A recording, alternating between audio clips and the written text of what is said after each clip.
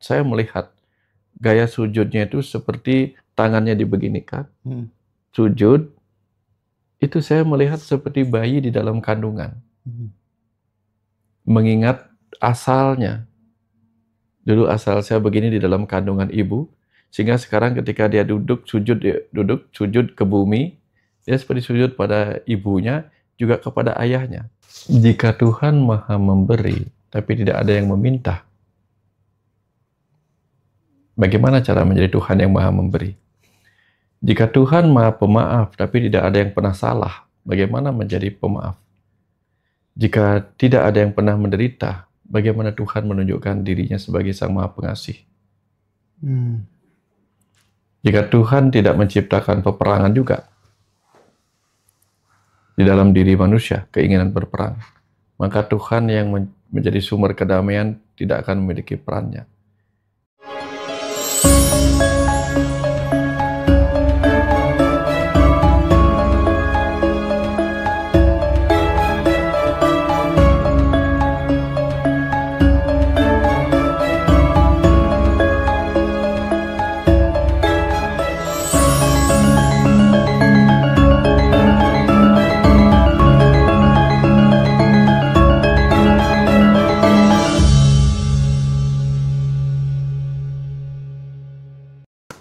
Kita lanjutkan lagi.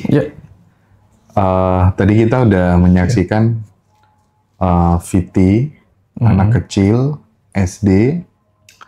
Kalau nggak salah, anak itu anak dari seorang dosen di salah satu universitas swasta di Surabaya. Nah, Pak Wayan, anak tadi itu kan lagi sujud ya. Kita tahu Sabto Dharma itu salah satu penghayat kepercayaan ya yang ada di Jawa dan itu sudah lama.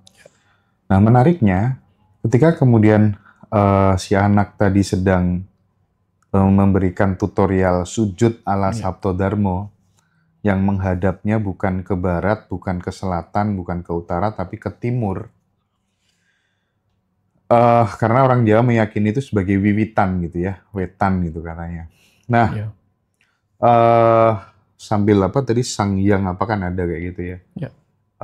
Lumayan banyak juga teman-teman saya yang masuk di Sabto Dharma. Dan saya lihat Pak Wayan di video yang viral di TikTok itu, komennya itu bagus-bagus. Ada sih Pak, yang 1-2 yang kayak gitu di KTP kolom agamanya diisi apa ya? Kan kemarin udah kita bahas ya, isi penghayat kepercayaan gitu ya. Nah, bagaimana Pak Wayan mulai melihat hal ini, muncul keberanian, ritual yang berbeda, mulai berani kayak gitu, sebenarnya apa yang sedang terjadi Pak Wayan? Kalau di Bali, Mas Hendra, model-model seperti itu kan biasa. Biasa kalau di Bali ya. Di Bali. Kenapa saya katakan biasa? Karena orang Bali sendiri nggak peduli ketika orang mau menunjukkan apapun itu. Karena di level ajaran kita dikenal sebagai Atmanastuti. Atmanastuti itu artinya apa? Setiap orang punya cara terhubung sendiri dengan Tuhannya. Oh gitu? Itu sudah jadi apa tuh namanya perspektif orang Bali secara umum gitu? Atmanastuti. Yang penting tidak mengganggu yang lain. Wah, itu intinya. Itu. Memang nggak ada yang ngurus. Jangan mengganggu aja gitu. Yang penting nggak ganggu ya nggak Pak? Ganggu. Gitu. Yang penting nggak ganggu. Bagus banget Pak. Sumpah. Itu Atmanastuti. Kemudian sebelum Atmanastuti namanya sila, acara gitu. Acara, sila, acara, Atmanastuti. Jadi acara itu sesuatu yang kita pakai rame-rame. Jadi kalau misalnya apa yang kita lakukan sendiri, terserah lah. Mau jungkir balik kayak apa, nggak apa-apa gitu. Mau menghadap ke barat, ke timur, kita nggak peduli. Tapi jangan misalnya nih, ada orang mau sembahyang, bawa dupa, bawa bunga, terus sembahyang di tengah jalan menghalangi yang lain. Nah itu baru dianggap mengganggu gitu. Tapi kalau dia sembahyang di jalan, misalnya ada pertigaan, sembahyang tapi dia tetap sembahyang, orang lain masih tetap bisa jalan, nggak ada yang peduli Mas Hendra. Atau misalnya di Bali kan ada biasa nih Mas Hendra, kalau ada orang kecelakaan, ada upacara biasanya di situ disebutnya ngulapin, memanggil supaya nggak trauma sih di situ maksudnya. Maka dia akan sembahyang di pinggiran jalan, walaupun kecelakaannya di tengah. Dia di pinggir jalan, sehingga dia tetap bisa sembahyang, orang-orang tetap bisa melalui jalan itu. Nggak ada yang ngurus. Gitu. Jadi artinya ada hak asasi umat lah untuk sembahyang apapun itu. Sudah biasa sih di Bali gitu. Nah, kembali ke cerita anak itu melakukan sujud mengarah ke timur. Bagi kami juga sudah biasa. Karena orang Bali itu biasanya sembahyangnya kalau nggak menghadap timur, dia menghadap utara, yang umum. Tapi dalam konteks yang disebut Istadewata, kemanapun kita menghadap, nggak apa-apa sebenarnya. Menghadap ke timur atau utara itu kan kita menghadap sesuatu yang lebih ke hulu. Hulu itu artinya lebih tinggi, lebih di kepala. Ke timur terutama karena timur itu adalah purwa. Purwa itu awal, with gitu. Nah, ketika di video itu ada anak kecil sujud menghadap ke timur, saya melihat gaya sujudnya itu seperti tangannya dibeginikan. Sujud, itu saya melihat seperti bayi di dalam kandungan. Mengingat asalnya. Dulu asal saya begini di dalam kandungan ibu, sehingga sekarang ketika dia duduk sujud ke bumi, dia seperti sujud pada ibunya, juga kepada ayahnya. Ayah itu apa? Sang ruh yang memulainya, sang pencipta. Menghadapnya ke timur, sujudnya ke bumi. Gitu. Jadi dia mendapatkan satu kesatuan antara ayah dan ibunya. Tapi yang jadi agak aneh kan kalau di Bali kan itu biasa ya. Masalahnya kan ini bukan orang Bali ya. Masalahnya ini bukan orang Bali dan dia pakai seragam sekolah gitu. Ya. Terus kemudian tidak dihujat. Tapi nggak tahu apa mungkin kalau itu yang melakukan adalah orang yang sudah dewasa, apakah kemudian akan dihujat apa enggak? Kalau analisanya Pak Wayan, atau jangan-jangan memang secara kesadaran kolektif orang sudah mulai lebih aware gitu atau gimana Pak? Yang pertama karena mungkin dia memang sudah berani mengidentifikasi diri sebagai penganut kepercayaan. Dan disahkan sama negara. Sehingga orang nggak akan menghujat apapun caranya, lebih banyak begitu kan. Kecuali orang yang memang bingung aja ngelihat. Gitu. Jadi kalau kita memikirkan orang yang bingung melihat itu kan, bingung juga kita, kenapa harus bingung dengan orang yang bingung gitu. Iya. Tapi gini Pak, gini. Serius ya, sampai di pemahaman ini tuh sebenarnya nggak gampang loh. Apalagi ketika kemudian procot dari lahir, dari kecil, kita udah didoktrin. Yang bener itu menghadap ke sini loh, ke satu arah. Kalau nggak ke sini tuh keliru, salah gitu. Nah bagaimana kalau kemudian orang masih sependek itu sumbunya gitu? Atau kemudian nggak usah dikasih tahu, nggak usah dinasehati karena nggak ada orang yang mau dinasehati atau gimana Pak? Ya pertama kan bagaimana caranya menasehati orang yang tidak mau. Ini seperti membangunkan orang yang tidak mau dibangunin. Atau orang lagi tidur dinyalain lampu, marah dia Mas itu. Hanya orang yang membutuhkan terang yang akan mencari lampu. Nah, jadi biarlah yang rindu pada terang akan mendapatkan terangnya Mas Hendra.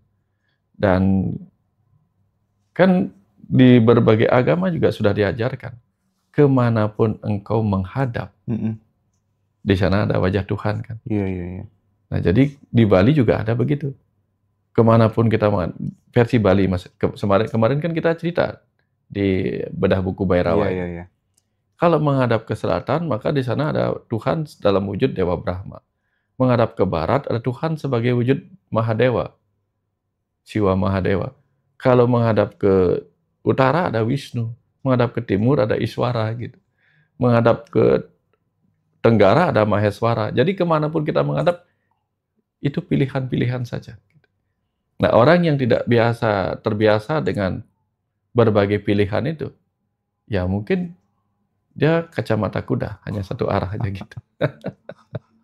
Kita hanya perlu mau banyak tahu atau sedikit tahu.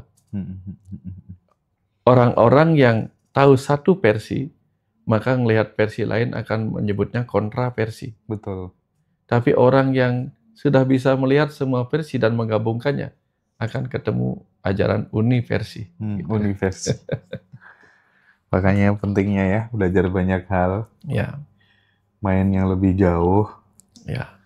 Eh, Teman-teman, mungkin ada satu segmen untuk mewakili kegelisahan teman-teman semuanya, mumpung sekarang bisa ketemu dengan Pak Wayan Mustika, boleh tanya-tanya ya. Boleh tanya-tanya. Oh iya, jangan lupa, nanti kita tanggal 20 Desember ada reuni Badan Revolution bareng Teh Febi dan Pak Wayan di Bali. Terus selanjutnya nanti kita akan ada retreat bareng beliau, Guru Wayan Mustika. Kemungkinan besar akan sama Pak Kojim. 2 hari 2 malam ya teman-teman di Bali. Lokasinya kemungkinan besar di Ubud. Jadi itu momen teman-teman untuk jeda bersama Ngadi Roso ya. Sambil menunggu pertanyaannya teman-teman, nanti Mas Habib kontrol ya. Pak Wayan, ini ada titipan pertanyaan Pak Wayan. Jika Tuhan itu Maha Pengasih, Pak, mengapa dunia ini penuh dengan penderitaan, perang, dan anak-anak yang mati tanpa sempat menikmati hidup? Jika Tuhan Maha Memberi, tapi tidak ada yang meminta, bagaimana cara menjadi Tuhan yang Maha Memberi? Jika Tuhan Maha Pemaaf, tapi tidak ada yang pernah salah, bagaimana menjadi pemaaf? Jika tidak ada yang pernah menderita, bagaimana Tuhan menunjukkan dirinya sebagai Sang Maha Pengasih? Jika Tuhan tidak menciptakan peperangan juga di dalam diri manusia, keinginan berperang, maka Tuhan yang menjadi sumber kedamaian tidak akan memiliki perannya. Begitu kita ada di dalam kehidupan ini, kita ada di dalam ruang kontradiksi, ruang paradoks, Mas Hendra. Maka ketika Tuhan adalah sumber terang, kegelapan itu hadir, agar terang memiliki makna.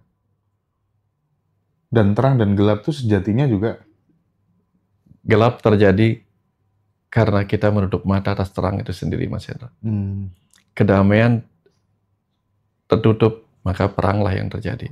Tapi gimana Pak Wayan bisa menjelaskan kepada orang yang orang awam, sebut aja orang awam gitu. Katanya Tuhan Maha Pengasih. Kenapa bayi seperti itu dibiarkan menderita dan belum sempat menikmati hidup? Itu gimana, Pak? Kalau hidup ini adalah alam naraika, alam neraka, alam penuh penderitaan, maka ketika bayi itu pulang lebih awal, itu penderitaan apa? Kebahagiaan. Jika tubuh ini adalah sel-sel, penjara-penjara, maka ruh yang pulang lebih cepat, itu siksaan apa? Hukuman apa? Sebuah kebahagiaan. Ya, tergantung cara kita melihat. Tergantung cara kita memandang. Ya. Dalam kisah Mahabharata, kalau nonton bagaimana ceritanya Dewi Gangga melahirkan 7 bayi-bayi dan langsung dibuangnya. Nah, itu terjadi karena apa? 7 wasu itu kutukannya untuk lahir ke dunia sangat singkat, sehingga harus dipercepat. Tapi yang terakhir, dia sebagai pemimpin para wasu yang mencuri lembu Nandini itu, akhirnya harus dihukum lebih lama di bumi ini. Maka dia harus menikmati penderitaan di bumi sebagai dewa, sebagai Resi Bhisma dalam kisah Mahabharata. Artinya kita nggak bisa menilai apakah kematian lebih cepat atau kehidupan lebih lama itu bencana atau berkah, kita nggak tahu. Yang jelas, kalau kita diberikan hidup lebih lama, jangan jadikan bencana, jadikan berkah. Dengan cara apa? Menciptakan berkah bagi yang lainnya. Kan ini diajarkan di Islam, rahmatan lil alamin. Jangan sampai kita lahir sebagai berkah, tapi menciptakan bencana bagi kehidupan. Tapi kalau mereka yang lahir sakit, harus berpulang, kita harus ikhlaskan bahwa apa? Mungkin tubuhnya tidak pas untuk kehidupannya saat ini. Dan dia harus mendapatkan kendaraan baru lagi. Gitu. Nah, dari kecil kan kita udah dikasih tahu Pak kalau sebenarnya semuanya itu udah ada yang ngatur. Yaitu Tuhan yang ngatur gitu ya.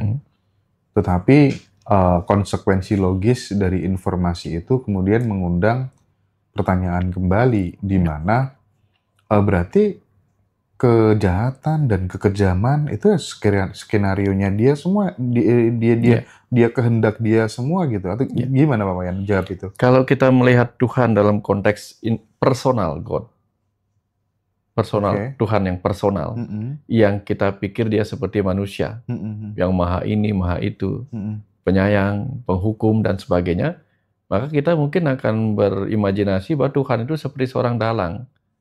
Karena dia sebagai seorang dalang, maka dia menciptakan wayang-wayang atau bayangan-bayangan dirinya, hasil karyanya. Kemudian bayangan-bayangan itu kemudian dia mainkan dalam sebuah sandiwara. Tentu di sana akan ada yang paradoks, positif negatif dimainkan. Seperti sutradara membuat film, pasti ada yang protagonis dan antagonis. Karena serunya di situ. Hanya dengan ada protagonis dan antagonis, kemudian muncul tragedi, komedi, dan sebagainya. Cinta yang membuat sesuatu itu menarik untuk ditonton pelajarannya. Kenapa dia membuat tontonan? Karena dia menyimpan tuntunan di dalam tontonan itu. Pertanyaannya, kita mengupas tak tontonan itu sebagai tuntunan ketemu di dalamnya. Itu kalau kita bicara sebagai dia yang personal, yang kita jadikan sutradara, kita jadikan sang dalang. Tapi kalau kita melihat dia sebagai kecerdasan semesta yang berdiam di dalam diri manusia, maka seluruh tubuh kita dikendalikan oleh sesuatu yang disebut kecerdasan. Kecerdasan yang juga melindungi dirinya dari kerusakan. Contoh nih, tubuh melindungi dirinya dari kerusakan akibat tidak makan. Sehingga dia butuh makan terus. Tapi sayangnya untuk mendapatkan makan dia butuh persaingan. Maka persaingan itu menciptakan pertempuran antara dua pemangsa yang bersaing. Maka hidup ini akan selalu dipenuhi oleh kematian yang satu untuk hidup yang satunya lagi. Akan selalu demikian. Contoh nih, ikan besar hidup karena makan ikan kecil. Rumput mati demi rusa yang hidup. Rusa mati demi singa yang hidup. Dan seterusnya demikian. Inilah yang disebut siklus hidup dan mati.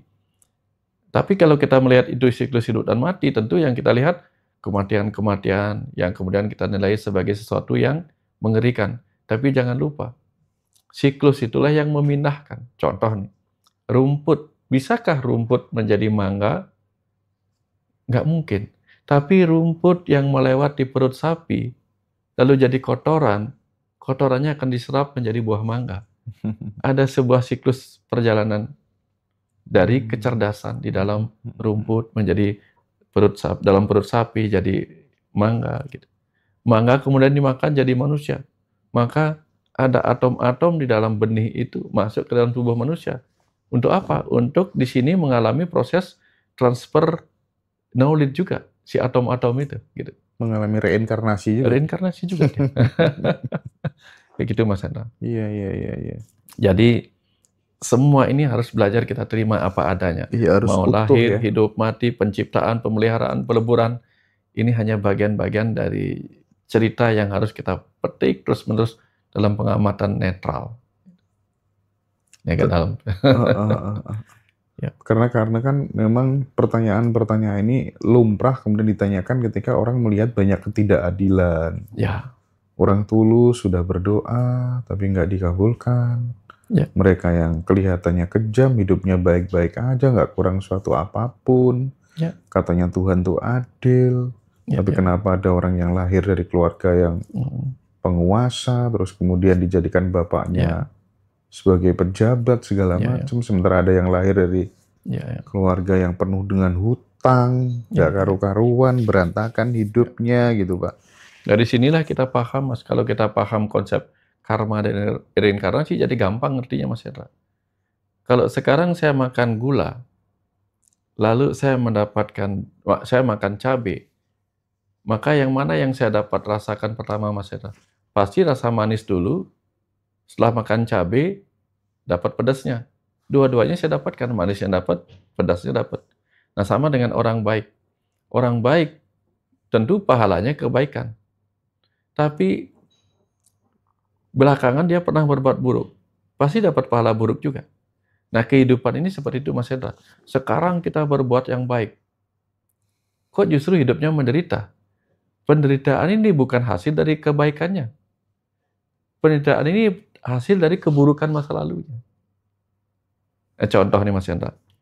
Saya nggak setahun nih, saya beli lahan kosong. Di lahan kosong itu suatu ketika orang sempat menanam di bawah itu pohon buah mangga, batunya mangga. Nah, baru kemarinnya dia jual tempat itu, tapi seminggu yang lalu dia nanam pohon buah mangga, buahnya aja, bijinya mangga gitu. Lalu saya datang dan saya tanami rumput di situ. Kira-kira yang tumbuh apa rumput saja apa buah mangganya? Buah mangganya juga tumbuh karena duluannya ditanam di situ. Gitu. Rumput yang belakangan saya tanam juga akan tumbuh. Nah, setiap perbuatan atau karma itu akan menghasilkan pahala. Dan dia butuh waktu, kehidupan demi kehidupan untuk mendapatkan ini. Jadi kalau sekarang kita sudah kerja keras, belum dapat apa-apa, jangan kira kerja keras kita nggak akan menghasilkan apa-apa. Menghasilkan, tapi bukan sekarang. Tapi Mungkin untuk nanti. mempercepat pertumbuhan benih karma tadi, karma baik tadi gimana Pak Wayan? Ya, kita perlu merawat dengan kebaikan juga. Oke. Misalnya, kita nanam benih nih, tapi kemudian enggak kita kasih air. Tapi sebaliknya, itu tanamannya adalah benih-benih benih adenium misalnya. Itu Kamboja Jepang, adenium. Saking nggak tahunya kita kasih air aja terus mati dia. Karena dia bukan tanaman air. Nggak bisa kayak gitu. Nah, kita harus tahu nih. Oh, kalau benih begini, terus tanamannya kayak gini. Nah, banyak orang selama ini sudah rajin berdoa untuk kebaikan masa depannya, tapi dia tidak merawat dengan pikiran, ucapan, sikap, tindakan yang sama baiknya. Mau sholatnya atau sembahyangnya berkali-kali, tapi berkali-kali kemudian berbuat buruk, ya nggak dapat itu, Mas Indra. Nggak nyambung di situnya. Jadi justru dengan konsep reinkarnasi itu keadilan Tuhan menjadi nyata, gitu ya Pak ya? Nyata. Karena adil itu apa? Yang berhak mendapat reward dikasih reward, yang berhak mendapat panis dikasih panis. Cuman masalahnya apa? Pas dia berbuat baik, reward panisnya datang. Ya kan kadang-kadang kita nggak pernah tahu, Mas Hendra. Ada orang sadar nih, umur remaja dia pernah menipu seseorang. Setelah itu dia bersembunyi dan menjadi orang baik. Orang baik akhirnya sukses. Tapi penipuan yang dia lakukan 15 tahun lalu akhirnya kebongkar. Dia kena hukum enggak? Kena hukum. Masa nggak dikenain hukum? Keadilan itu menyebabkan dia kena hukum atas apa yang dilakukan 15 tahun lalu. Tapi juga dia mendapatkan pahala atas yang sekarang, kan gitu. Kira-kira seperti itu, Mas. Oke. Ya, teman-teman, ada yang mau ditanyakan ke Pak Wayan Mustika? Ada yang mau beli buku beliau, silakan. Beliau selalu mengupdate buku-buku terbarunya. Kalau buku-buku lama ada Dialog Rahasia. Terus kemudian ada Surya Pun Pernah Tenggelam, Tuhan Segala Agama, Rahasiaku Rahasiamu. Terus kemudian Bumi dan Langit ya Pak ya? Pesan Langit dan Bumi. Pesan Langit dan Bumi. Berguru pada Langit dan Bumi. Berguru pada Langit dan Bumi. Usada akan dapat. Saat semesta bicara. Saat semesta bicara akan dapat tantra. Akan dapat. Usada akan dapat. Perjalanan ke alam kematian. Perjalanan ke alam kematian ya. Wah, keren banget ya. Teman-teman yang belum punya buku-buku beliau, nanti bisa kontak kami. Ya, kami sudah mengirim buku-buku Pak Wayan Mustika tuh banyak banget ya, lewat Ngaji Rosok. Dan sekali lagi nanti kabar gembiranya kita akan bikin retret 2 hari 2 malam dengan beliau di Ubud di Bali. Jadwal menyusul ya teman-teman semuanya. Mudah-mudahan itu bisa jadi momentum kita untuk berjeda bersama, momentum kita untuk menyelam kembali ke diri sejati kita, supaya kemudian kita nggak sibuk-sibuk lagi mencari penuntun di luar. karena semuanya sudah ada di dalam. Tinggal kita kemudian mulai menyapa, terhubung, terkonek gitu ya. Dan nanti juga akan ada melukat bersama juga. Pokoknya yang terbaik buat sahabat semuanya di Ngaji Roso. Terima kasih sudah belajar bersama sampai di titik ini gitu ya. Terima kasih juga Pak Wayan Mustika nggak lelah, tidak henti-hentinya untuk terus jadi orang tua kami semuanya di Ngaji Roso, jadi bapak kami semuanya ya. Terus sehat selalu Pak Wayan Mustika. Sekali lagi terima kasih banyak atas kebaikan Pak Wayan selama ini. Mungkin itu aja yang bisa saya sampaikan. Matur suksma Pak Wayan. Matur suksma.